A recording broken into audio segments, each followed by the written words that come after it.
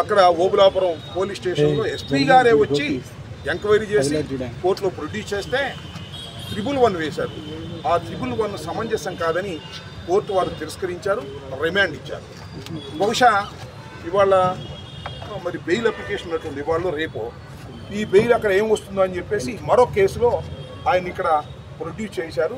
Produce చేసిన remand ఇస్తే ఇక్కడికి అంతర్జాతీయ ఉగ్రవాదిని తీసుకొచ్చినట్టుగా పాపం పోసాని కృష్ణమురళి గారు ఒక సినిమా నటుడు, ఆయన దర్శకుడు, వైఎస్ఆర్ కాంగ్రెస్ పార్టీకి ఫేవరబుల్గా ఉన్నాడు.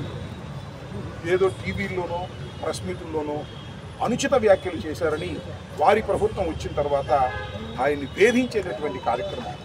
సుమారుగా 60 సంవత్సరాల పైన హార్ట్ ప్రాబ్లం ఉండి ఇబ్బంది పడుతున్నటువంటి ఆయన కూడా ఏంటంటే నేను ఇక రాజకీయాలు వదిలేసుకుంటాను, ఇక రాజకీయ పార్టీల జోలికి వెళ్ళను, ఏదో జరిగిందేదో జరిగిపోయింది అని ఆయన బహిరంగంగా చెప్పిన తర్వాత కూడా ఆయన ఈ రకంగా వేధించేటటువంటి కార్యక్రమాలు చేస్తున్నారు. నేను చాలా టీవీలో చూశాను, ఇదిగో ఈ ఆంధ్రజ్యోతి, TV5 ఇంకా కొన్ని టీవీల్లో పోసాని కృష్ణమురళి గారు మాట్లాడినటువంటి బూతులని చూపిస్తున్నారు. నేను మనవి చేస్తున్నా, పోసాని కృష్ణమురళి గారు బూతులు తిట్టాడు అంటున్నారు కదా, చింతకాయల అయ్యన్న పాత్రుడు గారి కన్నా ఎక్కువ బూతులు తిట్టాడా? ప్లీజ్ చెప్పండి. లేదు పట్టాభి కన్నా ఎక్కువ బూతులు తిట్టాడా? చెప్పండి. లేదా పవన్ కళ్యాణ్ గారు ఉప ముఖ్యమంత్రి గారు ఉన్నారే, నా కొడకల్లారా అని చెప్పి చెప్పులు తిప్పించాడే, ఆయనకన్నా ఎక్కువ బూతులు తిట్టాడా? చంద్రబాబు నాయుడు గారు కొన్ని సందర్భాల్లో మాట్లాడారు, లోకేష్ గారు కూడా కొన్ని సందర్భాల్లో మాట్లాడారు. వాళ్ళందరికన్నా ఎక్కువ బూతులు తిట్టాడా చెప్పని అడుగుతా ఉన్నా. ఈ చెప్పే వాళ్ళందరినీ కూడా అనుచిత వ్యాఖ్యలు చేస్తే ఇప్పుడు గుర్తొచ్చింది, వాళ్ళ ప్రభుత్వం వచ్చేదాకా గుర్తురాలా అంటే దాని అర్థం ఏంటి? ఇవాళ ఎవరైనా అనుచిత వ్యాఖ్యలు చేస్తే మళ్ళా మా ప్రభుత్వం వస్తే తీసుకుని లోపల ఏమైనా సందేశం ఇస్తుంది? మీరు చాలా దుర్మార్గమైనటువంటి రాజకీయాలు చేస్తున్నారు, చీకటి రాజకీయాలు చేస్తున్నారు. రాత్రిపూట అరెస్ట్ చేస్తారు, రాత్రిపూట కోర్టులో పోటీ చేస్తారు, కోర్టులో రాత్రిపూట పోటీ చేస్తారు, మళ్ళీ సబ్ జైలుకి రాత్రిపూట తీసుకెళ్తారు. అంత చీకటిగా పగలెవరు చూడకోకుండా ఉండే విధంగా ఈ రకంగా కుట్రపూరితంగా పాపం వ్యవహరిస్తున్నారు. దురదృష్టవశాత్తు పోసాని కృష్ణమురళి గారిని పాపం ఆయన ఇక రాజకీయాల నుంచి తప్పుకొని భయపడిపోయి విలవిల్లాడిపోతున్న దశలో నువ్వు భయపడినా సరే మేము వదిలిపెట్టాం, నీ చొక్కా బట్టుకు తీసుకొస్తాం అని ఇలాంటి కార్యక్రమాలు చేస్తున్నారు. మీ అందరికీ తెలుసు. పిల్లిని గదిలో పెట్టుకోడికి ఏమైంది? తిరగబడక తప్పదు కదా. పోసాని మురళి గారి పరిస్థితి కూడా అదే అవుతుంది. ఇవాళ పోసాని మురళి గారికి మేము అండదండలుగా ఉన్నాం YSR Congress party. I will enquiry that. ఎందుకంటే కోర్టు వారు అక్కడ రిమాండ్ ఇచ్చిన తర్వాత ఏ టైంలో తీసుకురావచ్చు అనుకుంటా లేదు, అనుకుని ప్రొడ్యూస్ చేస్తారు. అదేం పెద్ద ఇష్యూ కాదు. అక్కడి నుంచి నర్సాపేట నుంచి కారులో తీసుకొచ్చారు, ప్రొడ్యూస్ చేశారు, ఇక్కడ జైల్లోకి ఇచ్చారు. అక్కడ ఫార్మాలిటీస్ పూర్తి చేసుకుని మళ్ళీ ఆయనకి సెల్ ఇస్తారు, ఆయన అక్కడ నిర్బంధిస్తారు. హోంమంత్రి గారు అంటున్నారు, ఆయన అడిగిన ప్రశ్న ఏంటి? ఒకే అంశం మీద కేసు మీద కేసు ఒకదాంతో పోదు. ఒకసారి అరెస్ట్ చేస్తే దానిలో బెయిల్ తీసుకుంటారేమో, ఇంకో చోట ఒక కేసు సేమ్ అంశం మీద, రెండోది ఏం లేదు, ఇదే అంశం మీద ఇంకో చోట కేసు. అయ్యా పుల్లయ్యారా, తెలుగుదేశం పుల్లయ్యారా, ఒక కంప్లైంట్ పోసాని కృష్ణమురళి గారి మీద ఒక కంప్లైంట్ ఇచ్చేస్తారు. అదేమో ఎస్ఐ రీచ్ చేసేస్తారు. లోకేష్ గారు చెప్తారు, ఏమంటే పోలీసులు వెళ్ళి పట్టరండి, లేడండి ఆ జైల్లో అయితే ఇక్కడ ప్రొడ్యూస్ చేయండి. తిప్పటమే, తిప్పి హరాస్మెంట్ చేసి భయపెట్టాలని ప్రయత్నం చేస్తున్నారు. ఒకే అంశం మీద అనేక కేసులు పెడుతున్నారు. ఆర్గనైజ్డ్ క్రైమ్ అని చెప్పి BSN 111ని పెడుతున్నారు. అది పెట్టిన దాన్ని అక్కడ రైల్వే కోర్టు తిరస్కరించింది, రిమాండ్కి పంపింది. బెయిల్ పిటిషన్ పెండింగ్లో ఉంది. ఎక్కడ బెయిల్ వస్తుందని చెప్పేసి మళ్ళీ నర్సాపేట కోర్టులో ప్రొడ్యూస్ చేశారు. నర్సాపేట కోర్టు నుంచి రిమాండ్కి వచ్చారు. ఎన్నాళ్ళు పెడతారు? నెల, 2 నెలలు అంతేగా. జీవితాంతం జైల్లో పెట్టలేరుగా.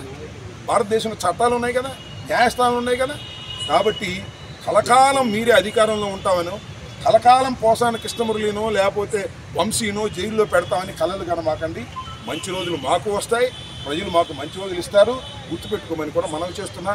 ఏదైనా ఎవరినైనా ఏదైనా కొద్దిగా డోస్ ఇవ్వాలంటే స్థాయికి తగ్గట్టు ఇవ్వాలి. తప్పు చేసిన దానికి అంతే ఇవ్వాలి. ఇంత హరాస్మెంట్ అండి.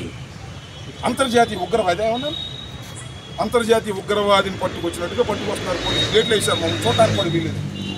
సరే ఓకే, చూద్దాం, పిలిచి టుమారో మేము అవసరమైతే అఫీషియల్గా వెళ్ళి వారిని పలకరిస్తాం, పర్మిషన్ తీసుకుని వారితో మాట్లాడతాం, వారికి ధైర్యాన్ని చేకూర్చే విధంగా మనం ప్రయత్నం చేస్తామని కూడా ఈ సందర్భంగా చెప్పగలం. చూశారు కదా, పోసాని కృష్ణమురళి గారిని సుమారు 8 గంటల 42 నిమిషాల కంటే సుమారుగా 9 గంటలకి నర్సరావుపేట నుంచి గుంటూరు సబ్ జైలుకి తీసుకొచ్చారు. అంతకుముందు రైల్వే కోడూరు పోలీస్ స్టేషన్ నుంచి ప్రిజన్ నుంచి నర్సరావుపేట కోర్టులో హాజరుపరచడం కోసం తీసుకొచ్చారని మాకున్న సమాచారం. నవంబర్ మాసంలో తెలుగుదేశం పార్టీకి చెందినటువంటి నాయకులు కొంతమంది పోసాని కృష్ణమురళి గారు తెలుగుదేశం పార్టీ పట్ల అనుచిత వ్యాఖ్యలు చేశారని ఒక కంప్లైంట్ ఇస్తే ఆ కంప్లైంట్ రిజిస్టర్ చేశారు. ఆ కంప్లైంట్లో పీటీ వారెంట్ మీద ఇక్కడ ప్రొడ్యూస్ చేయడానికి నర్సరావుపేట కోర్టుకు తీసుకురావడం జరిగింది. నర్సరావుపేట కోర్టు వారు రిమాండ్ చేశారు.